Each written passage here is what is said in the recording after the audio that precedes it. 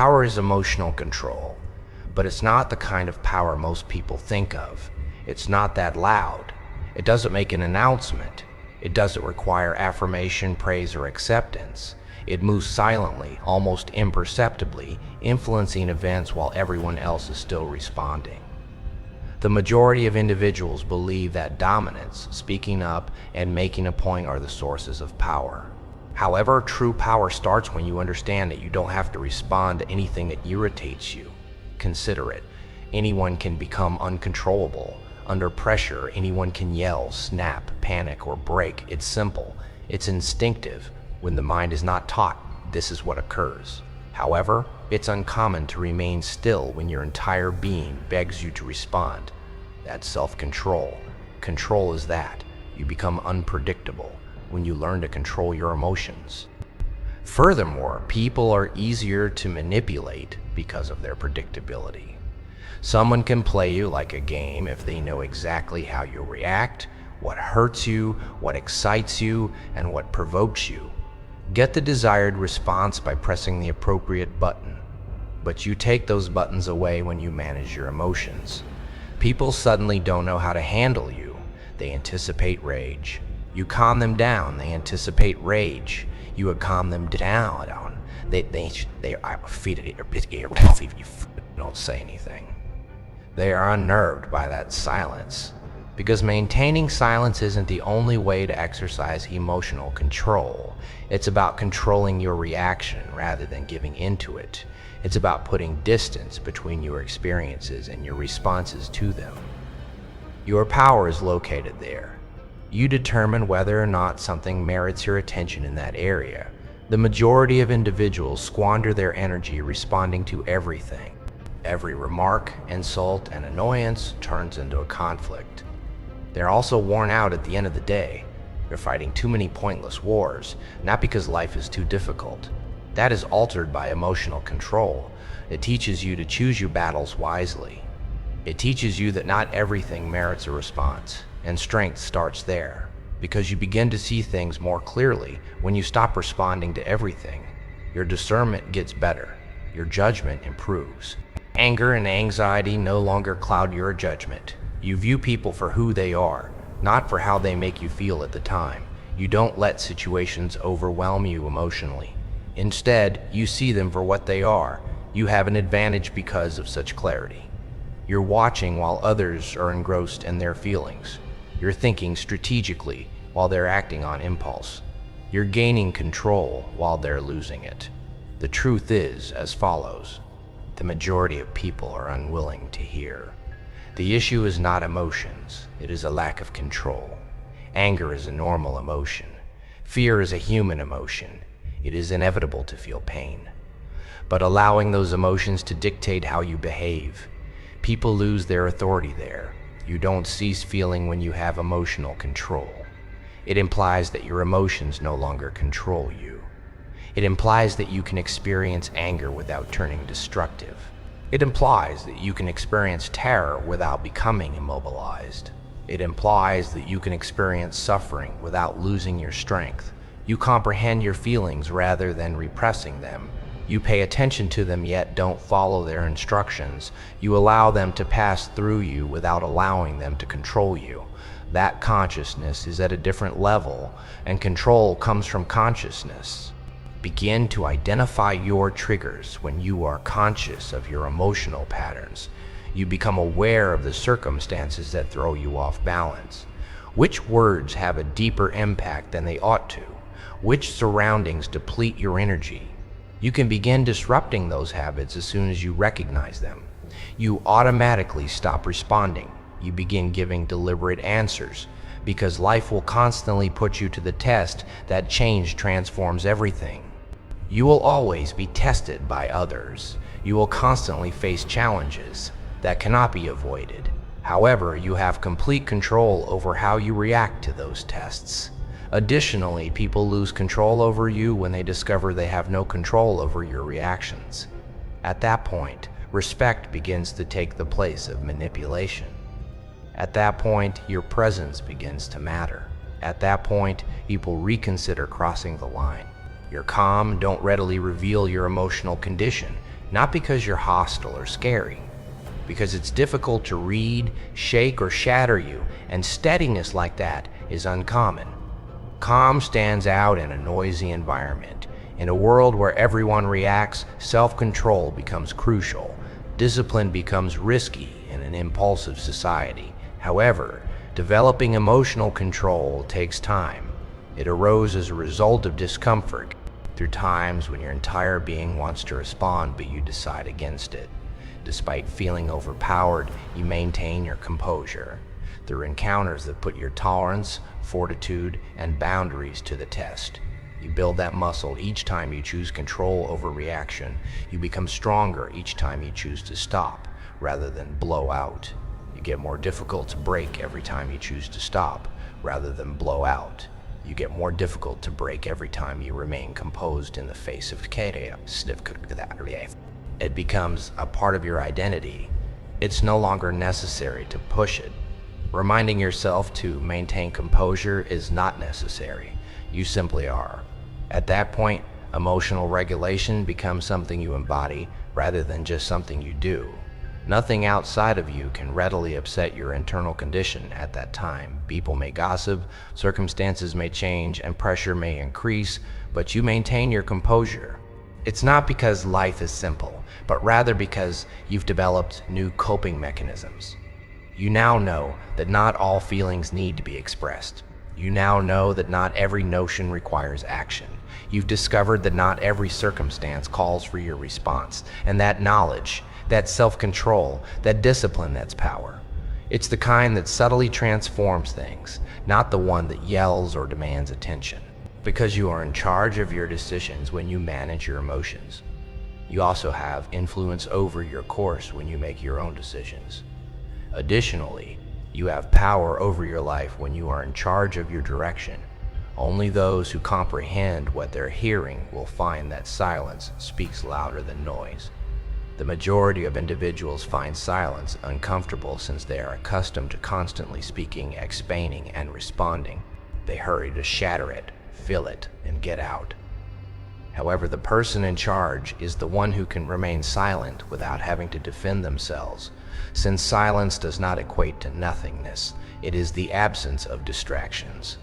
People start observing you when you stop speaking. They start observing your actions, timing, and facial expressions.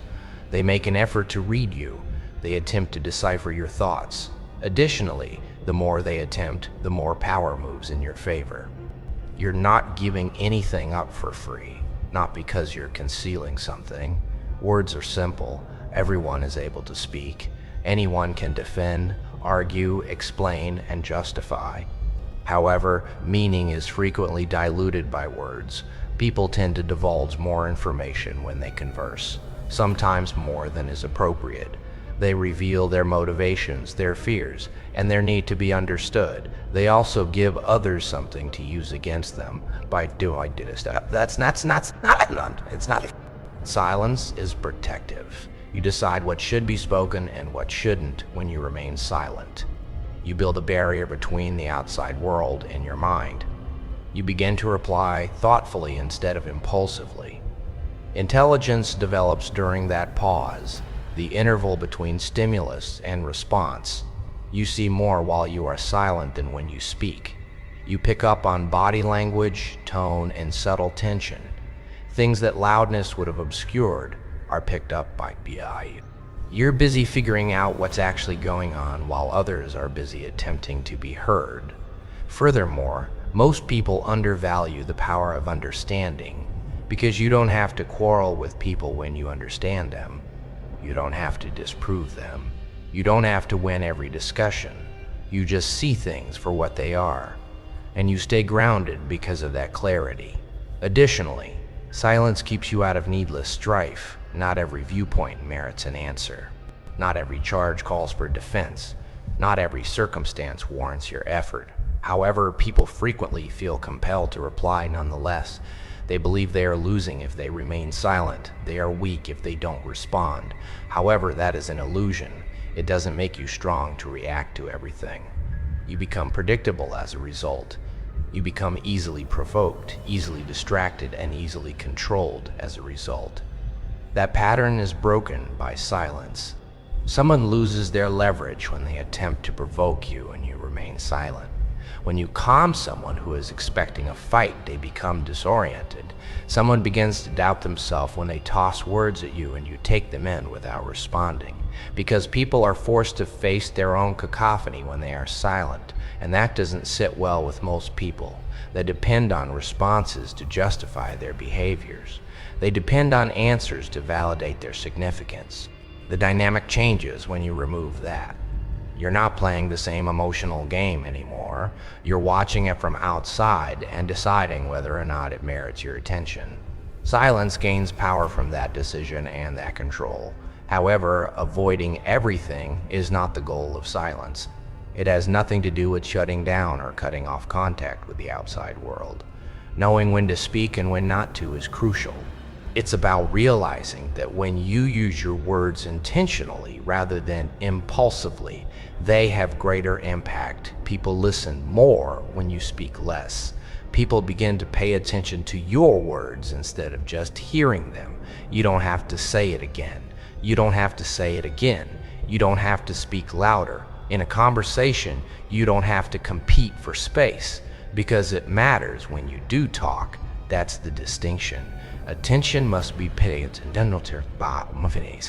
that's accompanied by quiet assurance, a self-assurance that doesn't require continual demonstration, a self-assurance that allows it to stay motionless in the face of chaos. People are uncomfortable with that kind of assurance because they are unable to read it. They have no idea what you're thinking. They have no idea what you're thinking. They have no idea how you'll react. And space is created by that ambiguity. A place where their expectations no longer affect you. You become more deliberate. You cease uttering unintentional things. You cease responding in ways that you come to regret. You cease devoting energy to unworthy endeavors. Rather, you pick your words well. You talk with intention. You take conscious action. And as time goes on, that discipline alters how others view you. You are no longer perceived as emotional or reactive. You are perceived as calm, deliberate, and in charge.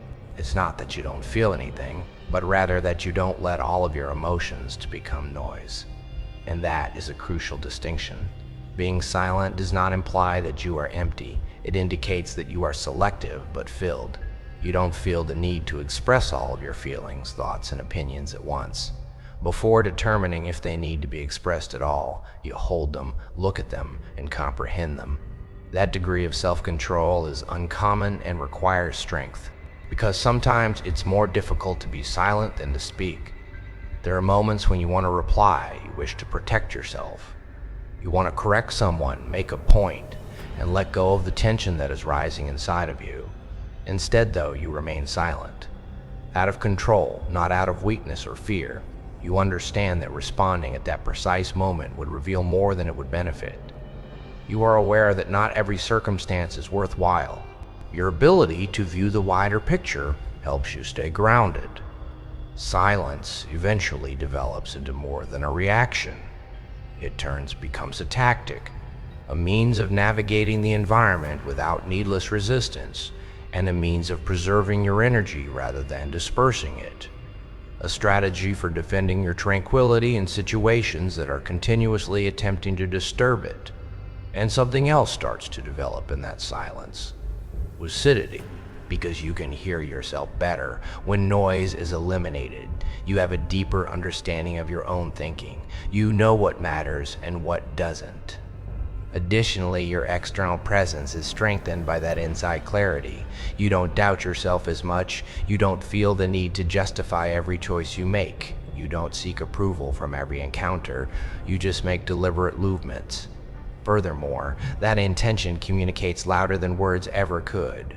Because ultimately, people don't recall everything you say. They recall the feelings you evoked in them. When you employ silence with awareness, it accentuates your energy, presence, and poise, all of which they remember. It makes your presence noticeable to others. It makes your restraint respectable even when you're not speaking, even if others don't get it. It makes it difficult for others to exert control over you. Silence speaks louder than loudness because of this, since it doesn't make an effort to compete. It makes no attempt to persuade, it just is, and it alters the whole dynamic in the process. Therefore, you stay motionless, conscious, and in control while others are preoccupied with proving themselves by continual words, constant reactions, and constant noise. You say more than they could possibly hope to in that silent control. Pain is a teacher, not a sign of weakness. However, the majority of individuals try to avoid it, ignore it, or pretend it doesn't exist for the rest of their lives. They view suffering as an enemy that needs to be vanquished, something unpleasant that ought to be concealed. And in doing so, they fail to recognize the one thing that suffering was attempting to explain to them. Because there is a reason why suffering manifests. It comes bearing a message. It draws attention to something that must be addressed, something that must change, and something that can no longer be disregarded. However, people oppose it rather than listen to it. They numb themselves, divert their attention, and bury it behind momentary solace. Additionally, the agony gets louder the more they run. It wants to be heard, not because it wants to harm them. Illusions can be stripped away by pain. People's masks are taken off. It reveals what is and is not real. It's simple to think everything is okay when it's comfy, even when it's not. However, that illusion is broken by suffering. It makes you face the thing you've been avoiding. It highlights your weaknesses, but it doesn't help you continue to be weak in order for you to become stronger.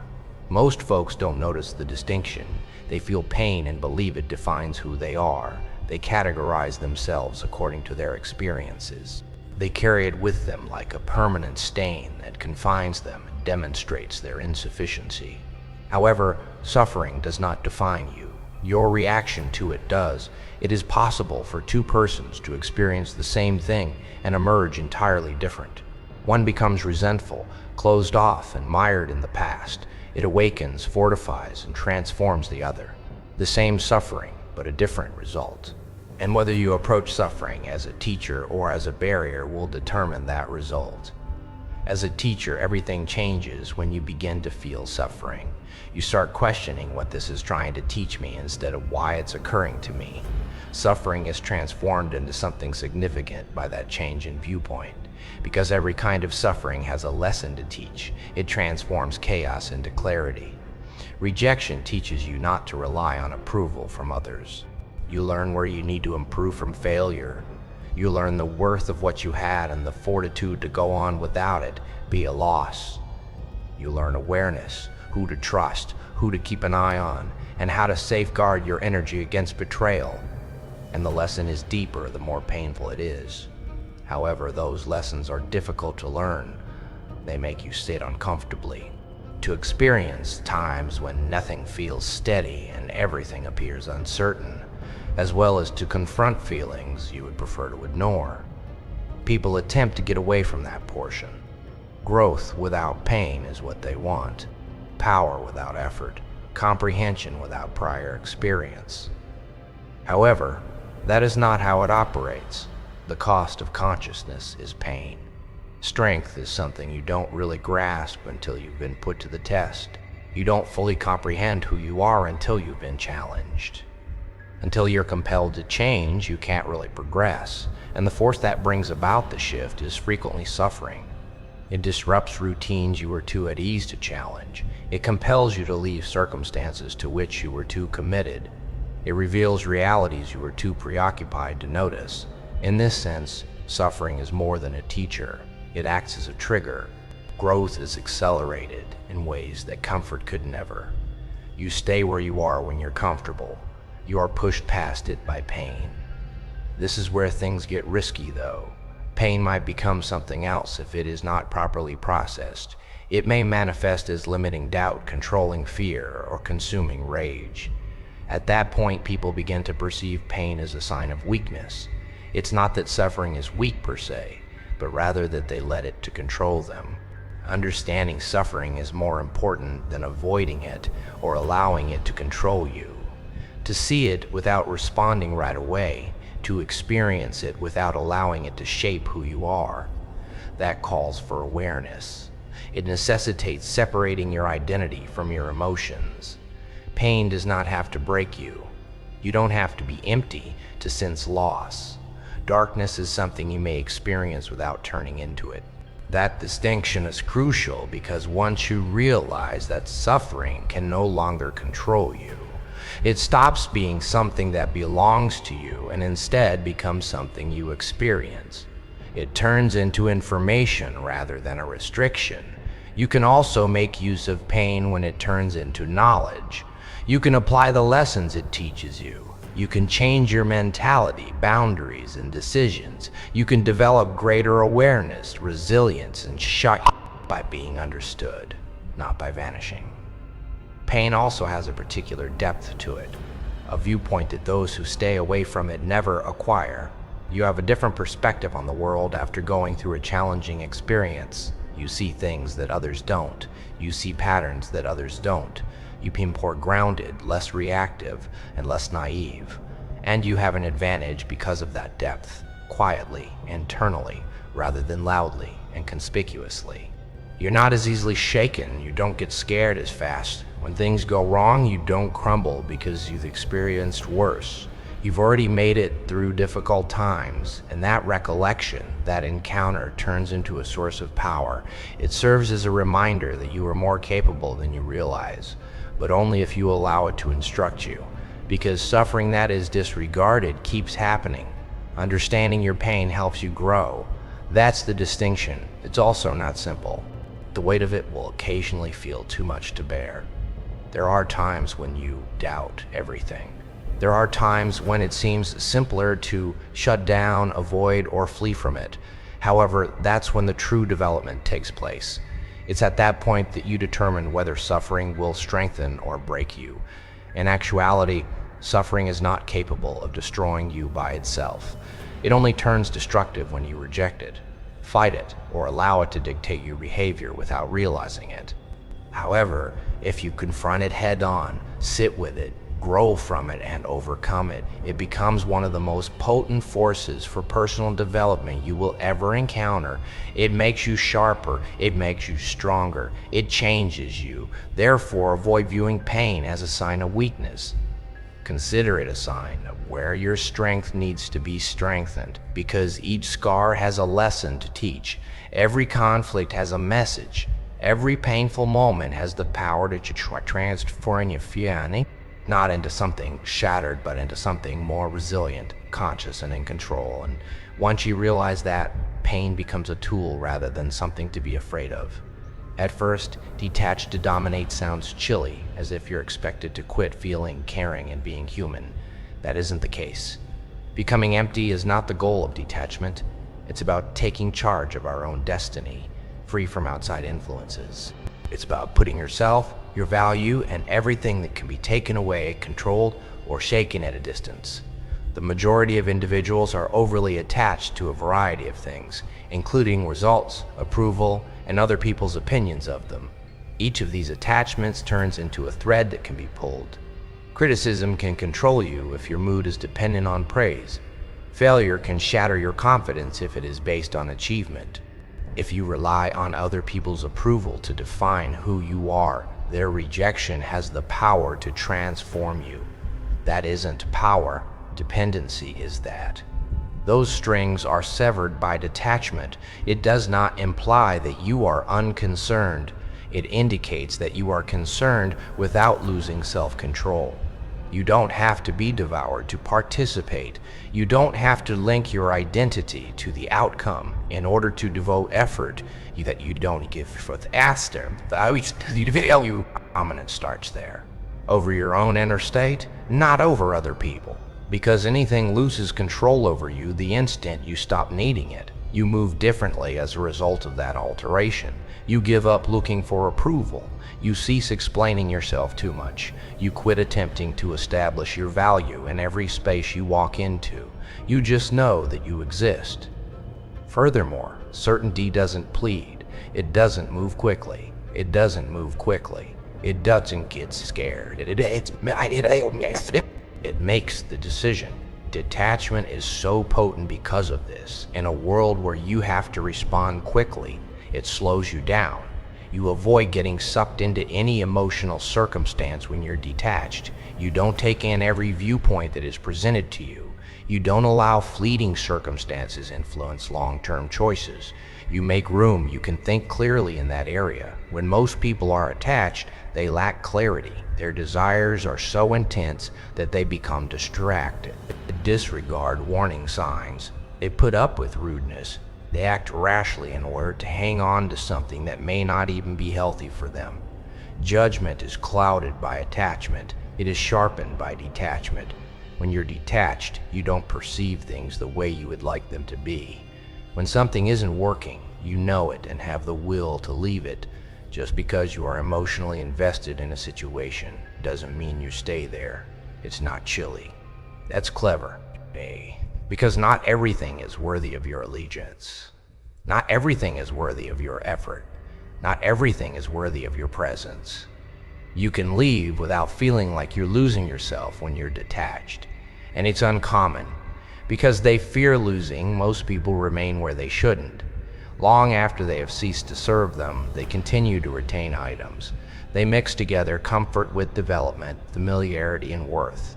However, detachment dispels that delusion. It shows you that losing something does not equate to losing oneself. You can let go of people, circumstances, and expectations and still feel whole. Since your identity is no longer dependent on outside factors, that's where true strength emerges. It has an internal foundation. It remains constant despite changes in your surroundings. And something intriguing occurs once you get to that degree of consistency. You become more difficult You are difficult to control with compliments or criticism. They are not allowed to force you to make choices that you disagree with. Your foundation no longer depends on them, therefore they can't undermine your confidence by changing their minds. It is up to you. Dominance is that. Quiet, restrained domination rather than noisy, combative dominance. The kind that doesn't have to prove itself. The type that doesn't respond to every difficulty. The type that maintains stability in the face of instability surrounding it. Additionally, detachment safeguards your vitality. Everything has an impact on you when you're attached. Every minor issue seems more significant than it actually is. Every unpleasant encounter lasts longer than it ought to. You have items with you that are not yours. However, you filter what you let in while you're disconnected. Not everything is internalized by you. Don't take every circumstance mal to you. You prevent anarchy from spreading from the outside to the inside. Peace results from that. Not the brittle kind that vanishes at the first hint of hardship, but the kind that perseveres through challenging circumstances, because ideal circumstances are no longer necessary for your tranquility. Control is the foundation of it. Furthermore, control does not come from making the world act in a certain way. It results from learning how to react to it. Detachment isn't about avoidance because of this. It has to do with consciousness. You know exactly what's going on. However, you're not emotionally invested in it. You move forward without needless weight, behave purposefully, and see clearly. That does not imply that you are emotionless. You experience emotion, but it doesn't overwhelm you. You would query it. You participate, but you don't grow reliant on it. Most people have a hard time finding in that battle. Alternate between being overly attached, in which case everything has an impact on them, and totally detached, in which case they shun any connections.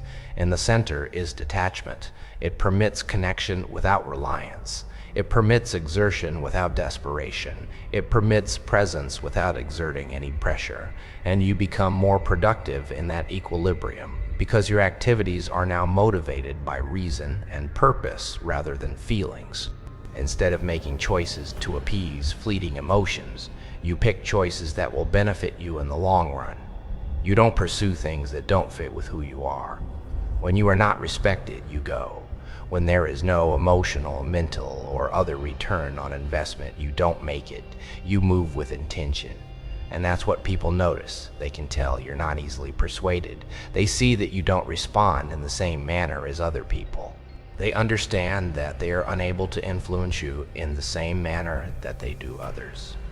They regard you differently as a result, because someone has no leverage if they are unable to control your emotions. Control is impossible without leverage. You are free when you have no control. Furthermore, the ultimate form of power is freedom. Instead of controlling other people, control your own thoughts, feelings, and course. You get that from detachment. It gets rid of the extra weight. Distractions are eliminated. It helps you concentrate better. Additionally, it restores your self-control. Therefore, being detached to dominate doesn't mean being callous or aloof. It's about becoming unbreakable. It's about getting to the point where nothing outside of yourself can readily divert you off your course. When your decisions are not influenced by your feelings, where your value is independent of short-term results, where uncertain circumstances don't affect your tranquility. At that point, you begin to move through your surroundings with control and cease being influenced by them. And once you have that, you no longer need to pursue power because you already possess it. The goal of turning darkness into strategy is not to elevate suffering or act as though hardship is a good thing. It's about not wasting the worst aspects of your experience. Everybody experiences difficult times, confusion, betrayal, dread, anger, and distrust. The majority of individuals either allow those feelings to engulf them or make every effort to get away from them. However, there is a third route that very few people choose. You make advantage of it. Instead of letting it disrupt your focus, you use it to sharpen it. Because darkness can convey knowledge when it is comprehended. It reveals your boundaries. It reveals your weaknesses. It draws attention to patterns you were blind to when things seemed simple. And that information is quite helpful if you don't disregard it. Consider your fury. The majority of individuals believe that anger is harmful, and if it's out of control, it might be. However, rage is typically accompanied by something else. A standard that was not fulfilled, a truth that was disregarded, and a boundary that was crossed. Anger is a warning indicator. It indicates that something is important. However, you can examine it rather than blowing it up or repressing it. Why did this affect me, you ask? What does this show about my limits, values, and expectations? Anger becomes specific once you realize that it is no longer random. It turns into something you can control. Rather than snapping, you utilize that energy to establish more precise limits, raise your expectations, and take a new approach the next time. That's tactics. This also holds true for fear. Many people view fear as a sign of weakness that needs to be directed. However, fear is really consciousness. It highlights places where you're not quite ready, ambiguity, and risk. Ignoring fear keeps you blind. You remain constrained if you flee from it. However, you learn if you confront it. You are questioned by fear. Are you prepared for this? Do you know what you're getting yourself into? Are you adequately prepared? And when you honestly respond to those questions, fear becomes direction. It challenges you to think more deeply, behave more cautiously, and prepare. You are not deterred by it. It makes you sharper. Then there's uncertainty. Doubt is silent but strong. It causes you to doubt your choices, your path, and yourself. It can immobilize you if left untreated. However, it can help you become more refined if you listen to it properly, because not all uncertainty is pointless. Some of it highlights places where you need additional clarity, experience, or expertise. Rather of allowing doubt to limit you, you can allow it to direct your progress. You figure out what's lacking, address it, and return stronger. That's how darkness changes. It does not vanish, it changes. And awareness is the key to that progress. You have to be willing to sit with difficult emotions long enough to understand them, not react immediately, not escape instantly, but watch. That's tricky because when something feels weighty, your reaction is to get rid of it, distract yourself, avoid it, replace it with something easier. But relief is transient, understanding is permanent. When you comprehend your darkness, you acquire control over it. You stop being startled by your own reactions. You stop being overpowered by your own ideas. You start identifying trends before they take control. That's when strategy becomes possible, because strategy requires and clarity comes from understanding, not evading. When you know what triggers you, you can prepare for it. When you know your shortcomings, you can strengthen them. When you recognize your patterns, you can break them. Instead of being reactive, you become proactive. Instead of being dominated, you become intentional. And that impacts how you navigate through everything. You don't rely on luck or emotion. You calculate, you adjust, you adapt because you've learned from your darkness. You've taken every tough event, every uncomfortable emotion, every moment of pressure and converted it into information. And information, when used wisely, becomes an advantage. That's why people who have faced more often move differently. They're not necessarily louder or more aggressive, but they're more conscious. They've seen how things can go awry. They've suffered the consequences of foolish judgments. They've experienced what happens when you ignore warning signs. So, they don't ignore them anymore. They use them. That's the change from misery to strategy. But there's another layer to this: command. Turning darkness into strategy demands control over your desires. Because the first reaction to pain is usually emotional. You want to respond immediately. You want to act on what you feel. But strategy demands time. It asks you to halt, to consider, to step back before it's forward you. That delay is where most people fail. They let emotions dictate their actions. They react too quickly, too intensely, without understanding the full picture. And in doing so, they turn temporary emotions into permanent consequences. But when you pause, you change that outcome. You give yourself time to process, time to understand, time to choose a reaction that matches with your long-term direction, not simply your current feeling. That's self-control. And discipline turns raw feeling into controlled action. Over time, this becomes a habit. You stop reacting instantly. You start asking questions. You start thinking in terms of cause and effect. What led to this? What can I learn from it? How do I use this moving forward? Those questions shift your mindset. You no longer perceive darkness as a personal experience. You begin to perceive it as a teaching tool. Every error turns into a teaching moment. Every setback serves as feedback. Every unpleasant experience is incorporated into your plan. That does not imply that it is simple. Things will still feel burdensome at times. Moments when feelings are intense. There are times when it would be simpler to revert to previous habits. But you know now. You now see those moments for what they are, chances to put what you've learned into practice. And you become stronger every time you do.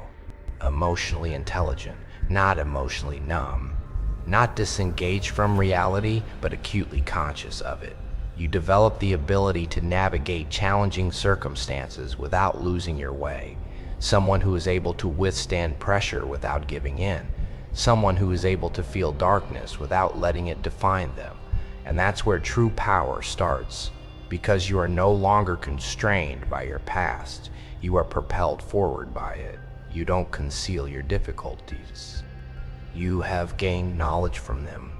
You don't fear your darkness. You've made it into a tool.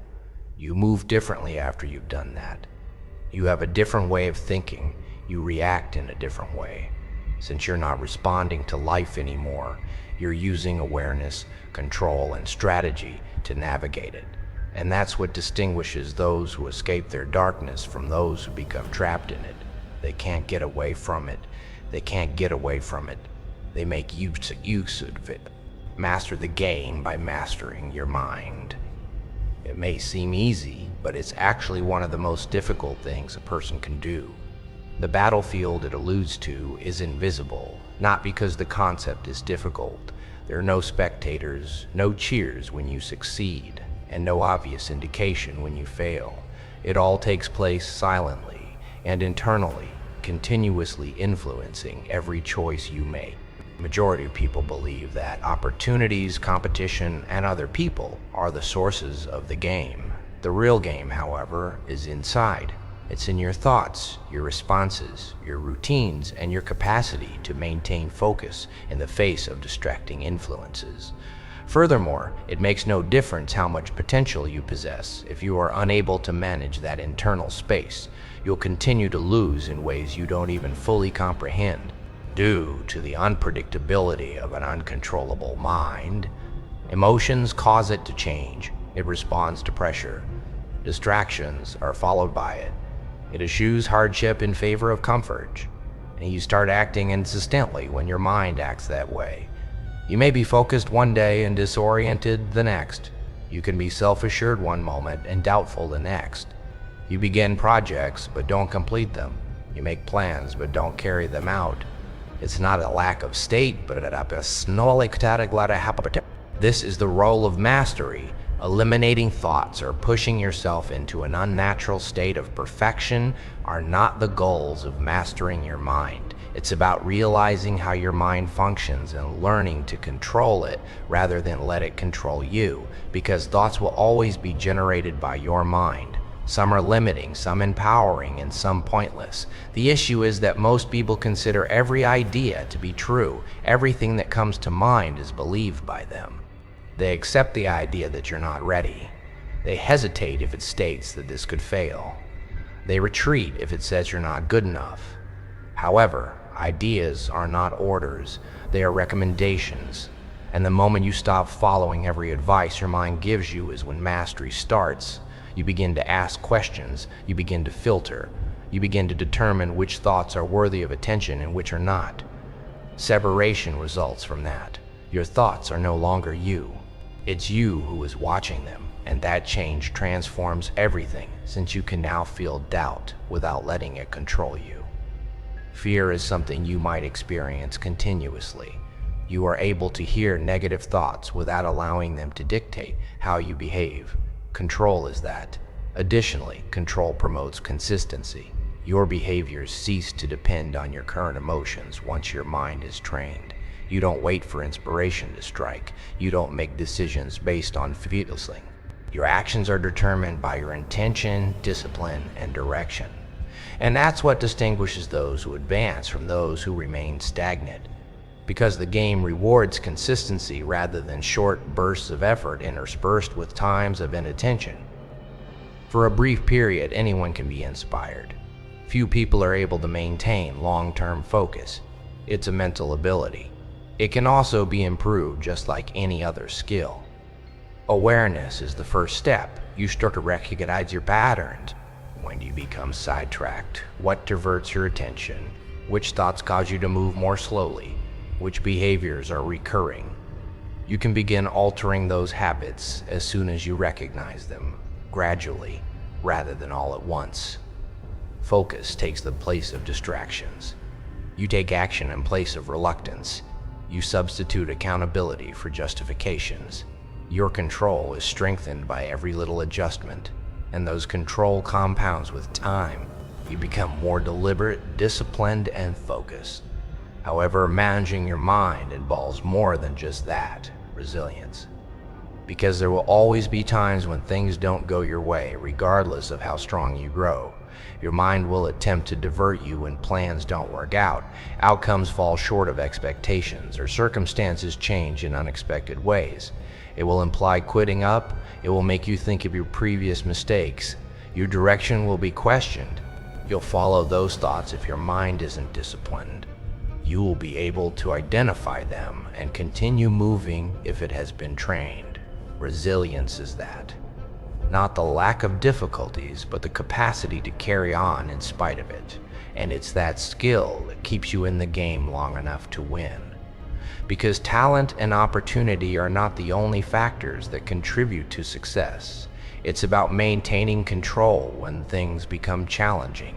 Battle staying focused when there are more distractions. It's about moving forward even when things seem to be moving slowly. The mind is the source of all that. Because of this, mastering it is crucial. Another component of mental mastery is emotional control. Your emotions and your thoughts are intertwined. The other follows if the first is unstable. Your emotions become reactive when your thoughts are disorganized. Your emotions stabilize when your mind is concentrated. You have an edge because of that constancy. When under pressure, you don't panic, you don't overreact to minor issues. Temporary setbacks don't deter you, you maintain your groundedness. Additionally, you make better decisions when you are grounded. Better choices produce better results. It's a domino effect. Results of mental acts. The chain breaks as a whole if the intellect is weak. Everything else falls into place when the mind is strong. However, patience is also necessary for mental mastery. It takes time for it to happen. There will be times when you revert to your previous habits, times when distractions triumph, and times when your feelings take control. That is a step in the process. Perfection is not the aim. Progress is the aim. You improve your control every time you catch yourself sliding and regain focus. You reinforce your orientation every time you choose self-control over urge. And gradually, that turns into your default state. You no longer have to battle your thoughts as much. It has been trained by you. Instead of working against you, it works in your favor. At that moment, the external game gets easier not because it's less difficult, but because you're more capable of handling it. You are less likely to become overwhelmed. You are less likely to become distracted. You don't give up easily. You maintain control. Furthermore, control is what enables you to keep going forward despite changes in your surroundings. That's what it means to be a game master, not being able to control every result. Not being able to foresee every circumstance, yet having self-control no matter what. Because you can manage your behavior when you have control over your thoughts. You can affect your outcomes when you have control over your actions. Additionally, you shape your course when you continuously affect your outcomes. And additionally, therefore, competing with others was never the true game. It was about taking charge of your thinking, the one thing that influences everything else. You are no longer merely playing the game when you accomplish that.